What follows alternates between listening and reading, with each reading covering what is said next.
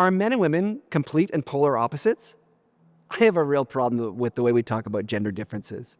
First of all, we make something sound like an absolute when it's really not. Traits in the human population are usually distributed on a bell curve. Those curves may be slightly different from each other, but they do tend to overlap. So consider, for instance, the fact that on average, men are taller than women. Not all men are taller than all women. We know there's a lot of women who are taller than the average man, and there's a lot of men who are shorter than the average woman. And that's okay because that's what bell curves are. There's a lot of overlap. And often the differences within the groups is greater than the differences between the groups.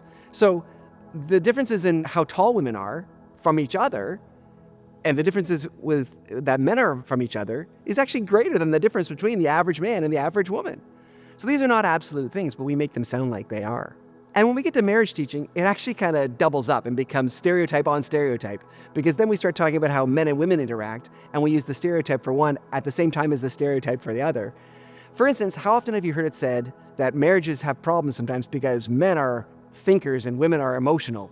There's a personality test called the Myers-Briggs Personality Type Indicator, and it actually measures whether you tend to prefer thinking or feeling as your way of interacting with others. And on average, men tend to score as thinkers. About 56% said that that's the way that they interact with others. And on average, women tended to score as feelers. About 73% said that they were feelers. But when you talk about a marriage having a thinker husband and a feeler wife, how do you know how often that's going to happen? Well, if you go back to middle school math, when you have two numbers like that, you need to multiply them together to find out the chance of that happening. So 56% times 73%. And guess what?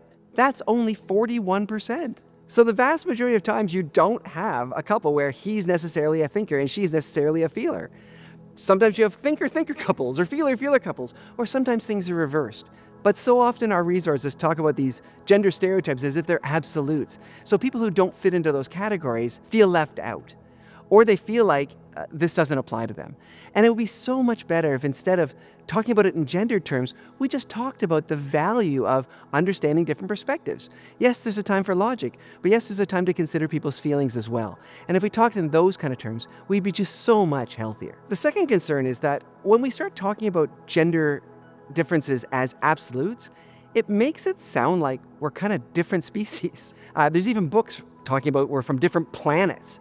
We're just different creatures. And that's just not conducive to intimacy. If we really don't feel like we understand our spouse's perspective because they're so different than us, what motivation do we have to try and bridge that gap and actually understand what they're thinking and feeling? But if instead we saw these things as trends rather than absolutes, we'd actually realize we have the capacity to learn and understand that perspective, and we'd grow closer rather than further apart. So why is it that gender differences are so heavily pushed in most of the Christian resources we see? I think it really comes down to the agenda of keeping men in charge. Think of the stereotypical masculine traits that we associate with leadership, which is a problem in and of itself, but then we don't let women who do have those traits be in leadership because they're women. The whole point is to say we are so different, therefore women should be relegated to this role and men should be relegated to that role. And that's just not fair, and it doesn't fit with the science of how differences in populations actually work.